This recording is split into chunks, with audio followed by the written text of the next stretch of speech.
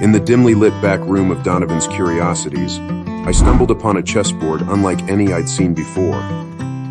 Its pieces were finely crafted, each one exuding an air of antiquity. The old shopkeeper, Donovan himself, claimed it was a relic from a grandmaster's collection, an odd chessboard with an unsettling reputation. Intrigued, I purchased the chessboard and brought it home. Little did I know that those intricately carved pieces would soon dictate the moves of a chilling game, and I would be a mere pawn caught in the grandmaster's gambit. The first night, I set up the pieces for a casual game, their ebony and ivory faces capturing the lamplight's flickering glow. But as the clock struck midnight, the pieces began to move on their own. The pawns advanced, the knights danced in calculated leaps, and the queen maneuvered with an eerie precision. I watched intently as the pieces orchestrated a game that transcended the boundaries of the wooden board. The chessboard itself came alive, the black and white squares pulsating with an unseen energy.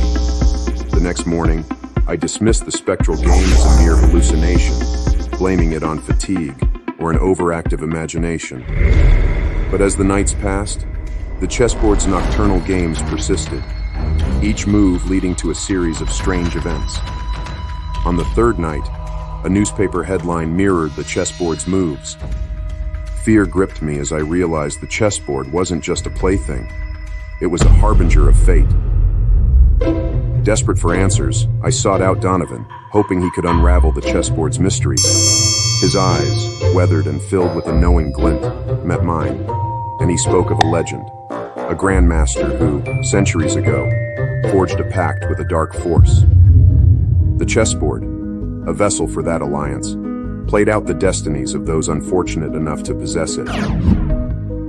As the nights wore on, the chessboard's influence extended beyond the game. Each move carried real consequences, and the town became a mere extension of the Grandmaster's gambit. I was trapped in a game where the stakes were life and death. In a desperate bid to break the curse, I devised a plan to mimic the Grandmaster's final move.